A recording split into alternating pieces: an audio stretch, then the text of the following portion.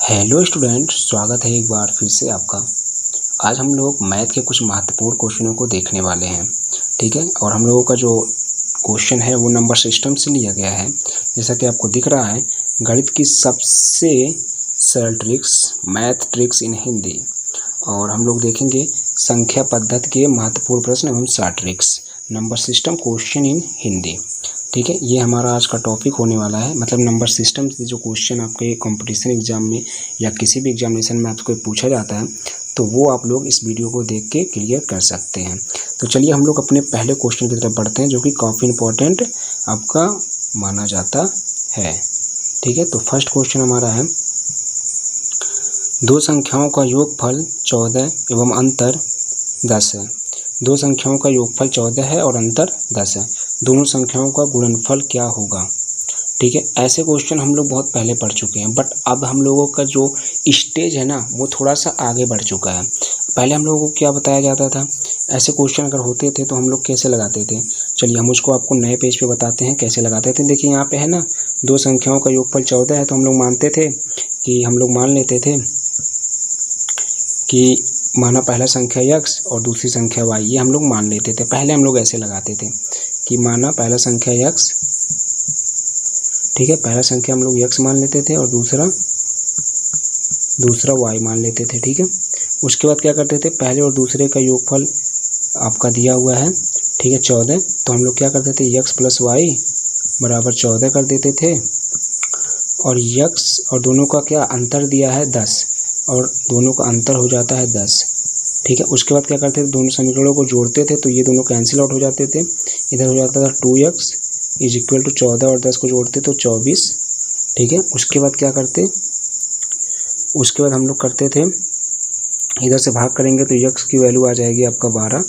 ठीक है, उसके बाद x का मान किसी एक समीकरण में रखते थे, दोनों में से, इसमें या इसमें किसी एक में। तो अगर हम यहाँ रख दें x plus Y is equal to 14 है, यहाँ पे हम x की जगह पे 12 रख दें, तो आप देख सकते हैं, फिर इसको पक्षांतर करेंगे तो y की वैल्यू यहाँ से आ जाती 2, यानी x का वैल्यू आ गया 12 और y की वैल्यू 2।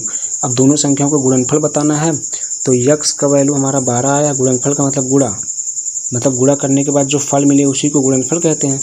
तो यहाँ पे x की वैल्यू है 12 और y की वैल्यू है 2, यानी 2 का गुणा कर देते तो 12 दूना 24। इसका जो राइट आंसर होगा वो 24 होगा। बट ये प्रोसेस तो हम लोग बहुत पहले करते थे, क्लास 8, 9, 10 में। ठीक है, अब हम लोगों का जो लेवल है वो थोड़ा सा इंक्रीज हो चुका है, अब हम लोगों को समय बचाना है। तो चलिए हम लोग अपने क्वेश्चन की तरफ चलते हैं। तो इसके लिए हम एक अलग फार्मूला यूज करेंगे, जो कि बहुत ही आसान मेथड में वो जल्दी से आ जाएगा। तो चलिए हमारा क्वेश्चन था, तो चलिए हमारा क्वेश्चन ये था, ठीक है, दो संख्याओं का योगफल 14, जिसको हमने अभी आपको लगा के दिखा दिए हैं कि इस तरह हम लोग पहले लगाते थे। अब इतने समय हम लोग क्या करेंगे कि अगर कोई दो संख्याओं का योगफल दे दिया है, ठीक है, जैसा कि यहाँ हमको दिख रहा है कि दो संख्याओं का योगफल 14 है और उसका अंतर 10 है, और हमको उनका गुणनफल बताना है। तो इसके लिए एक फार्मूला आप लोग यूज करेंगे, गुणनफल बराबर आप लोग क्या करेंगे, ब्रैकेट में लिखेंगे योग, ठीक है, प्लस अंतर। ठीक है, योग प्लस अंतर, और फिर दूसरे ब्रैकेट में योग माइनस अंतर। ठीक है, योग माइनस अंतर और बटे सबका 4 कर देंगे। ठीक है, अब यहाँ पे देखा जाए तो योग हमारा है 14 और अंतर है 10। यहाँ देखते रहिएगा, योग प्लस अंतर, योग के मान हमारा 14 है और अंतर का मान 10 है, तो हमने 14 प्लस 10 कर दिया। दूसरे ब्रैकेट में होता है योग माइनस अंतर, मतलब 14 माइनस 10, उसके बाद बटे 4। ठीक है, उसके बाद क्या करेंगे, फिर देखिए 14 और 10 को हम जोड़ेंगे तो 14 10 24,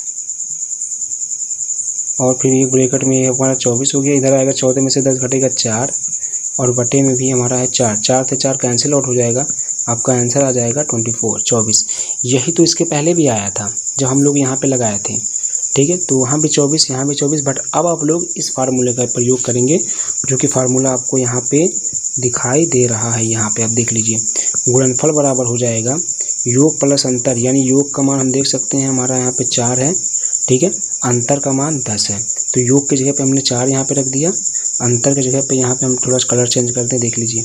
योग प्लस अंतर है, योग का मान है 14, तो यहाँ हमने देखिए 14 रख दिया।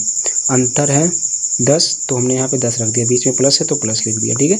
उसके बाद दूसरे ब्रैकेट में है, यहाँ पे आप देख सकते हैं योग माइनस अंतर, ठीक है। तो योग का मान है 14, तो यहाँ पे 14 रख दिए, फिर माइनस है तो माइनस, 10 है अंतर तो 10।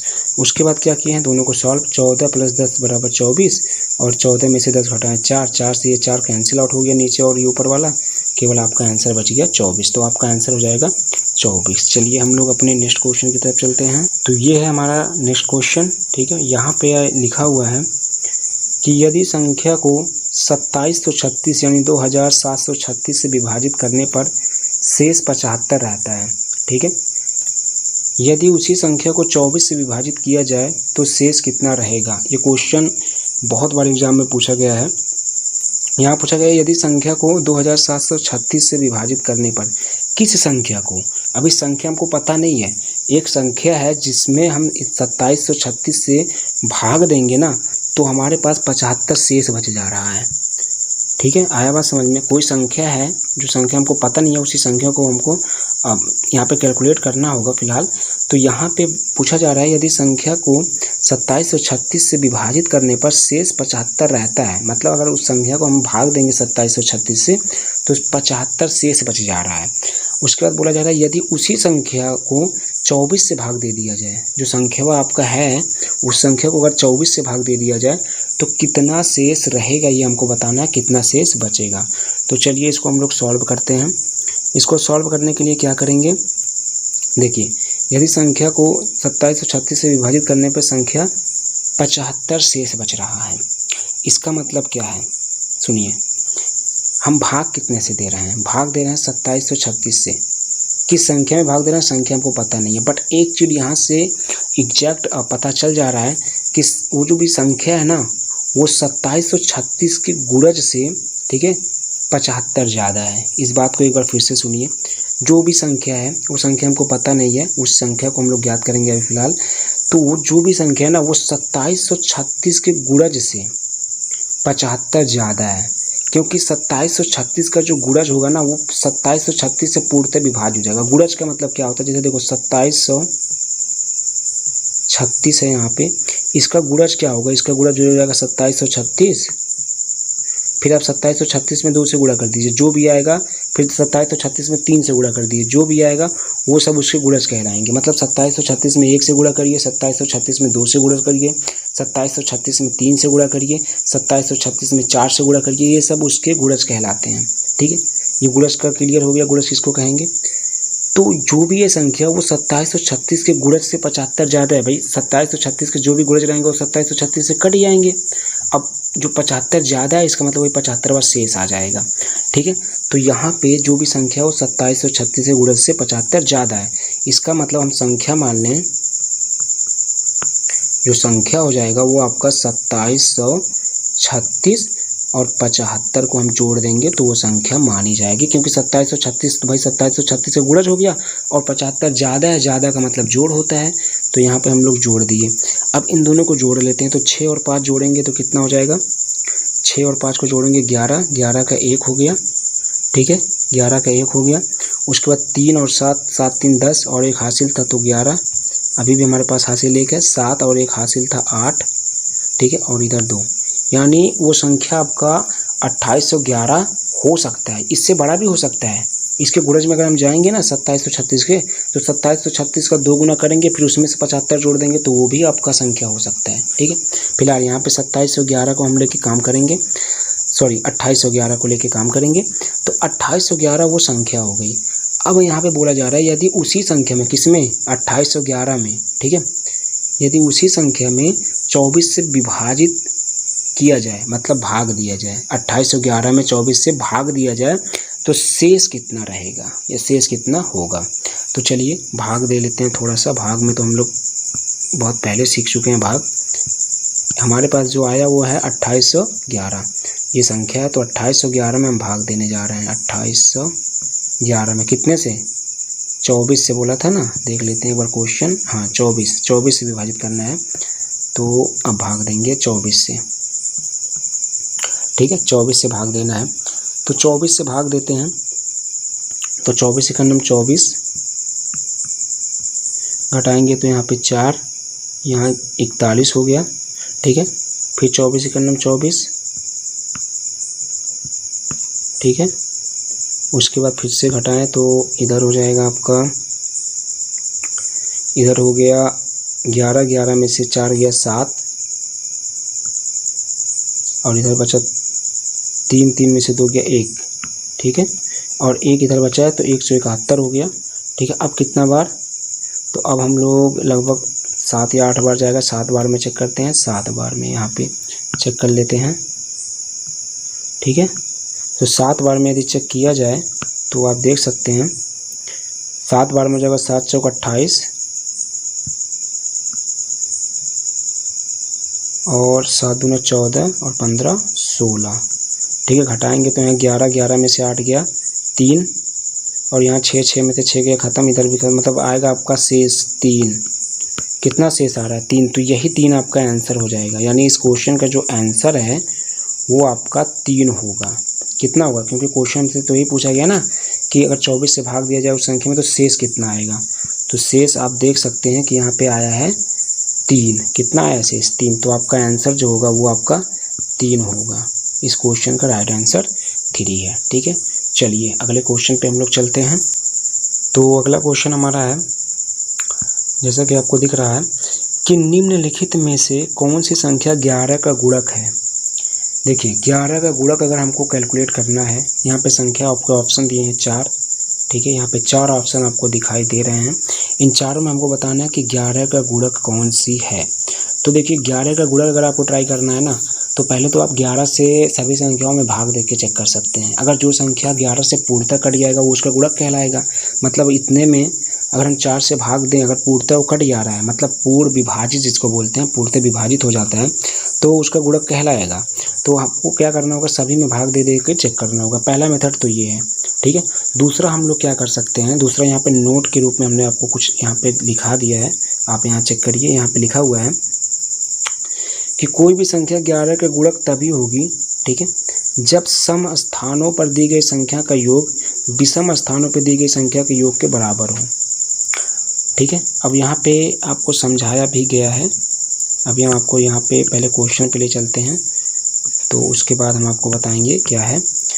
दूसरा मेथड है आपका कि सम संख्याओं का योग, ठीक है, जो सम स्थान पर रखे गए हैं, सम स्थान पर जो रखे गए हैं संख्या, उनका योग, और विषम स्थान पर जो संख्याएं रखी गई हैं उनका योग, दोनों बराबर आ जाएंगे ना, तो 11 का गुणक कहलाएगा। जैसे पहला क्वेश्चन हम देखते हैं। पहला क्वेश्चन है आपका, पहला क्वेश्चन है, देखा जाए यहाँ पे अगर सम संख्या पे देखा जाए, पहला ए वाले ऑप्शन पे देखा जाए, तो अगर सम संख्या पे देखा जाए तो आपका 2 है, और फिर 8 है, और 9 है। ठीक है, अगर इन सब का योग कर दिया जाए 9 का, 8 का और 2 का, अगर इनका योग किया जाए और वो बराबर आ जाए किसके, 6 के, और इस 6 के और इस 7 के, तो वो आपका 2 का गुणन कहलाएगा। किसके किसके? 6 के, और दूसरा भी 6 है, और फिर 7 है। तो आप देख लीजिए 8, यहाँ देखिए 8 और 2 10, 10 9 19, इधर आ रहा है 19, लेफ्ट हैंड साइड में 19 आ रहा है, और राइट हैंड साइड वाले को देखा जाए तो यहाँ पे देखिए 6 6 12, और 12 7 19, ये भी 19 आ रहा है। मतलब ये दोनों बराबर आ रहे हैं, तो ये आपका 11 का गुणक है। कौन सा? ए वाला ऑप्शन जो है वो 11 का गुणक है। तो पहले तो हमको मिल चुका कि 11 का गुणक कौन सा, ऑप्शन ए आपका। बाकी 3 को आप ट्राई कर लीजिएगा, हम ट्राई करके लगाएंगे, तीनों आपके ऑप्शन रॉन्ग हैं। ठीक है, तो आपका option number A is right होगा। वीडियो काफ़ी लंबा हो जाएगा, इसलिए हम इसको तीनों को यहाँ पे नहीं बता रहे हैं, आप ट्राई कर लीजिएगा। तीनों के जो लेफ्ट हैंड साइड आएंगे और राइट हैंड साइड वो बराबर नहीं आएंगे, तो ये तीनों आपके इसके गुणक नहीं कहलाएंगे। ठीक है, ऑप्शन नंबर ए आपका सही हो जाएगा। चलिए अगले क्वेश्चन पे। तो ये है हमारा अगला क्वेश्चन। इसमें देखेंगे हम लोग, यहाँ लिखा गया है, 49,237, ठीक है, 3,995, 738, 83 और 9 के गुणनफल का इकाई का स्थान का अंक बताइए। ऐसे क्वेश्चन कंपटीशन में काफ़ी बार पूछे गए हैं। ठीक है, तो अभी आपको इकाई का अंक बताना है, बाकी गुणा नहीं करना है। इतना बड़ा गुणा करेंगे तो हम गुणा करते रह जाएंगे। ठीक है, गुणा नहीं करना है आपको। ट्रिक देखिए आप, इकाई का अंक बताना है कि गुणा करने के बाद इकाई का अंक क्या होगा। तो अगर ऐसा क्वेश्चन आपको दिखाई देता है तो आपको क्या करना होगा, इकाई का अंक हम सबको पता है, यहाँ पे 9 है, यहाँ पे 3 है, यहाँ पे 8 है, यहाँ पे 5 है, यहाँ पे 7 है, यही तो इकाई के अंक हैं। अब इन 5 यहाँ पे देखिए, 5 यहाँ पे आपके संख्याएं हैं तो 5 इकाई के अंक भी हैं। अब हम क्या करेंगे, कॉम्बिनेशन बनाएंगे। क्या किसी 2 संख्याओं का गुणा करने पे या 3 संख्याओं का गुणा करने पर 0 कभी इकाई के स्थान पे आ रहा है, ये हम चेक करेंगे। अगर 0 आ जाएगा तो ये समझ लीजिए आपका जो इकाई के अंक पे स्थान पे आने वाला संख्या वो 0 ही होगा। तो अगर देखा जाए ना तो यहाँ इकाई का अंक 9 है, यहाँ 3 है, 9 और 3 का गुणा करेंगे तो 27 आ रहा है, 0 नहीं आ रहा है। पहले हम 0 ही चेक करेंगे, अगर 0 नहीं आएगा तब तो हम लोग आगे प्रोसेस दूसरा अपनाएंगे। अगर 0 आ गया तो हमारा आंसर ये हो जाएगा कि उसके इकाई के स्थान पे 0 ही आएगा।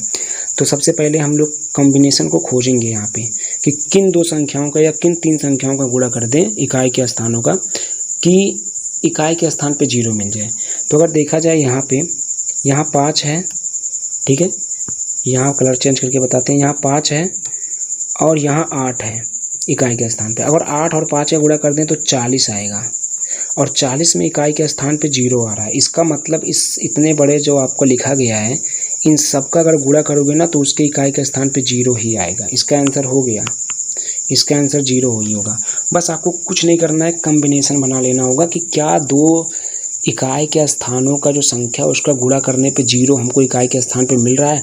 तो बिल्कुल इस क्वेश्चन में मिल रहा है। अब 5 और 8 का गुणा करेंगे तो 40 आएगा और 40 की इकाई के स्थान पे 0 है तो आपका आंसर 0 हो गया। अगर बाय द वे 0 नहीं मिलता तो हम लोग सीधा गुणा कर लेते, किसका, देखिए यहाँ पे 7 है तो 7 का गुणा कर लेते हैं, यहाँ 5 है इकाई के स्थान पे तो 5, यहाँ 8 है तो 8, उसके बाद यहाँ पे 3 है तो 3 और यहाँ पर 9 है तो 9। इन सब का आपस में गुणा कर लेते हैं इकाई के स्थानों का। उसके बाद देखते हैं कि इकाई के स्थान पे क्या आ रहा है, वो आपका सही हो जाता है। फिलहाल अगर दो संख्याओं के इकाई के स्थानों का संख्याओं का गुणा कर दें, अगर 0 आ जाता तो वही आपका आंसर कहलाएगा। ठीक है, अगला क्वेश्चन हम लोग देख लेते हैं। तो ये है हमारा अगला क्वेश्चन। इस क्वेश्चन जो है वो काफ़ी बार एग्जाम में ये भी पूछा गया, काफ़ी इंपॉर्टेंट क्वेश्चन है। 80 और 90 के बीच में सभी अभाज्य संख्याओं का गुणनफल है। तो भैया 80 और 90 के बीच में केवल 2 अभाज्य संख्या ही है, केवल 2 ही अभाज्य संख्या हैं। ठीक है, कौन कौन से, 80 और 90 के बीच में 2 ही अभाज्य संख्याएं हैं। एक आपका होता है 83 83 और एक होता है आपका 89 89। ठीक है, ये 2 होते हैं, यही 2 अभाज्य संख्याएं हैं। अब इन दोनों का आप आपस में गुणा कर लीजिए, जो आएगा वही आंसर। इन दोनों का अगर आपस में गुणा करेंगे आप तो आएगा 7387।